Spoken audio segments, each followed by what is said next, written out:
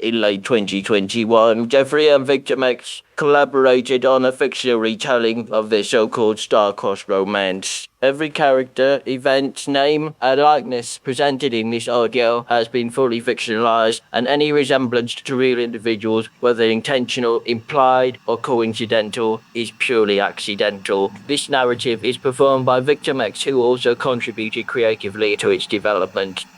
Grubbible presents A Stitched Heart. Chapter 6, Home Again. Back in East Lakes, Kevin Chan tried to rebuild a life that felt like someone else's. He moved in with his dad, a gentleman who spent his long evenings working away, hoping Kevin would one day abandon his stupid dreams and become an accountant. Kevin enrolled part-time at yet another local film course, scribbling notes in screenwriting classes he barely cared about, and took a job at a supermarket, bagging bags of eggplants and condoms, dodging customers' complaints and staring down the tops of unfortunate women he deemed sluts. He threw himself into writing, filling notebooks with half-formed science fiction stories of man-boy love lost in time, before he Geoffreys all converging on a strange new battleworld, mashing together tropes from his favourite things like Doctor Who with Red Dwarf and turning it into his favourite blockbuster-type film of the moment, Blade Trinity. But the words felt hollow. It was haunted by the echo of Geoffrey Leonard's voice urging him to live the drama. He even scribbled a semi-autobiographical script about Geoffrey, hoping to one day film it and upload it to the internet. Keeping busy was his shield, a frantic attempt to smother the deep, gnawing itch that begged to be scratched. The memory of his supernatural senior citizen and the soft tang smell of ammonia that followed wherever he went. Women became his distraction, unwitting pawns in a game he didn't understand. He chased them with a fervour that bordered on obsession, seeking warmth to drown out the cold fire of Geoffrey's touch.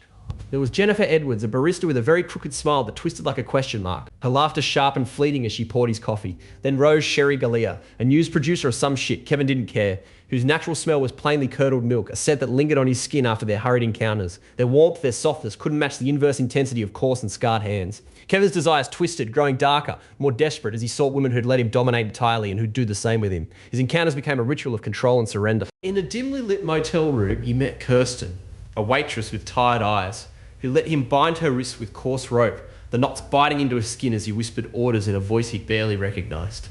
With Erin, a 50-something former HR loser he met at a bar, he stuffed her mouth with steel wool and used leather cuffs and a riding crop. The sharp crack of it against her cellulite-addled thick thighs left Kevin on the edge of satiation, but only because her jiggling fat legs shook like Geoffrey's. Kevin shuddered in ecstasy and pain, so buried the thought deep down. Each woman surrendered, their gasps and moans filling the silence, but their compliance only deepened Kevin's void. He pushed harder, his acts growing more perverse, blindfolds soaked with sweat, chains that left red welts, whispered commands that veered into cruelty. Yet nothing sparked the fire he'd felt with Geoffrey. Nothing matched the paradox of a man whose stitches strained with every movement, whose neck flap quivered like a living thing. One night, with a woman named Lucy Lowe, Kevin crossed a line.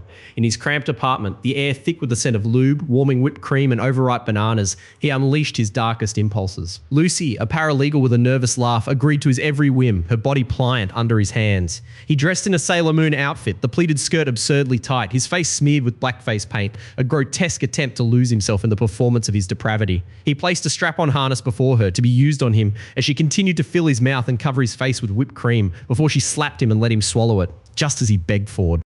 He quickly turned around on his knees, hiking his skirt up over his bare back, his naked buttocks exposed. Bloody and raw, the bloody bananas had damaged him quite severely. She wielded a whip with a ferocity that made even her flinch, hitting him harder with each swack, him moaning and begging for more. "Hurt me, Daddy," Kevin told her. She shuddered.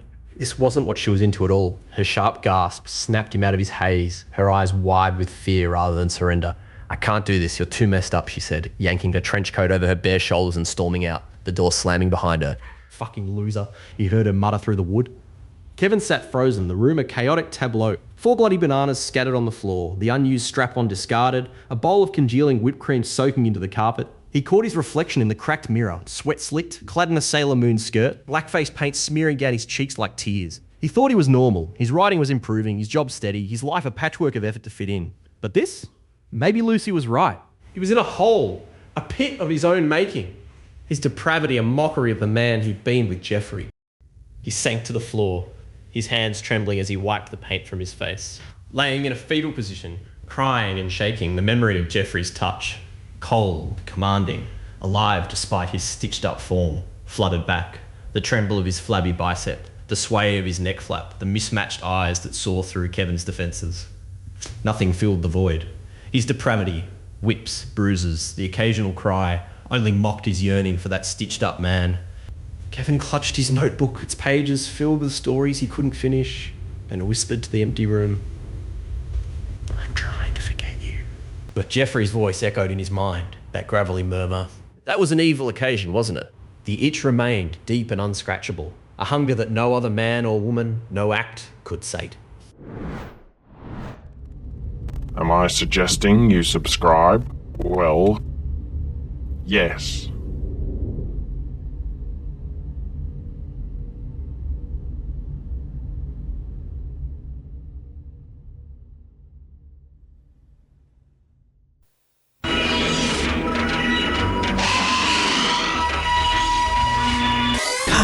Come on, boys, where are you?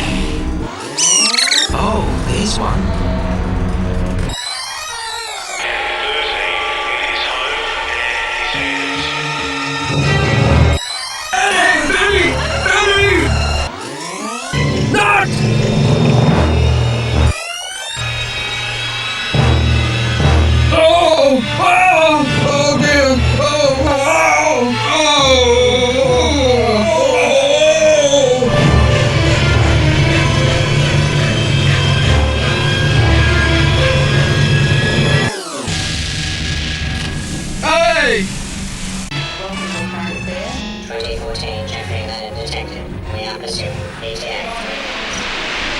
I wonder what that was.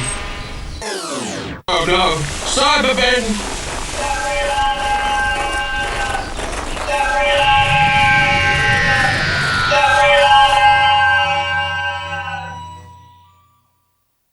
I can't believe they never released the second part.